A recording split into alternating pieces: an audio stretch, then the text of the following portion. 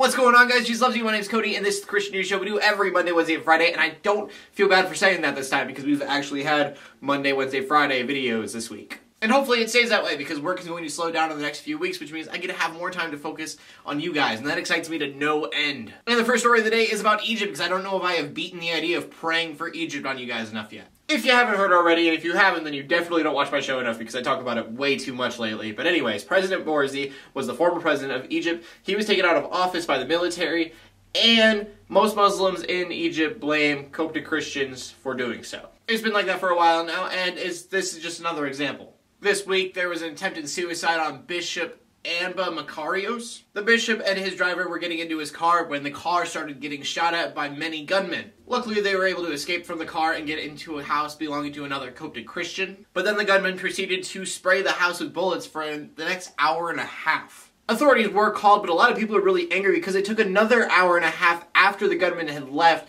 for the authorities to ever show up. These gunmen were Muslim, and they were trying to assassinate the bishop because they were in protest of him trying to start up a new church in the area. To which I say to the Muslim extremists in Egypt, which I know is really specific, you guys need to chill out. Here's the thing, and I know it's a Bible verse, which offends you obviously, but just think about it.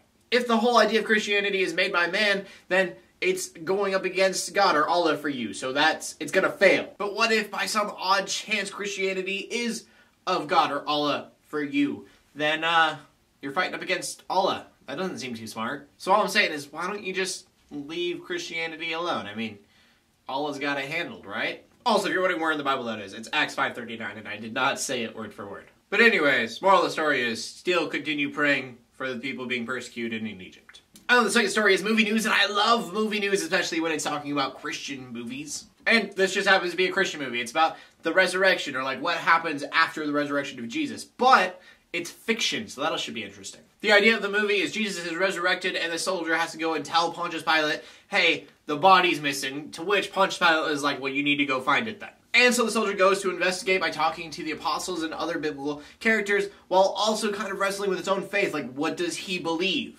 Because you're probably going to question yourself, too, if you're looking for a body and everyone's like, yeah, he's no longer dead. He came back to life. I saw him just yesterday.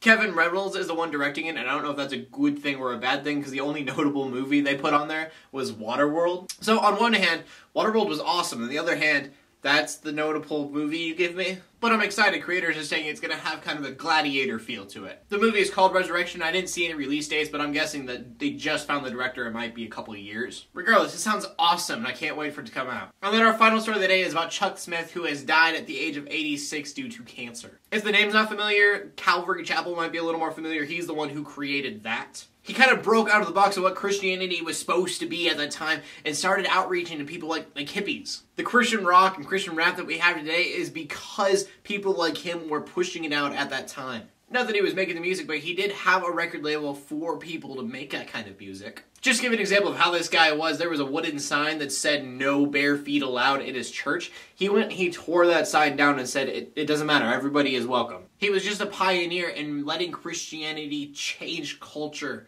into Christian culture. And so for that, Chuck, I thank you. My name's Cody. We're bringing news to the Christian community every Monday, Wednesday, and Friday. In closing, let the haters hate, let the Christians pray, and to everybody, like, subscribe. I will see you Monday, and God bless.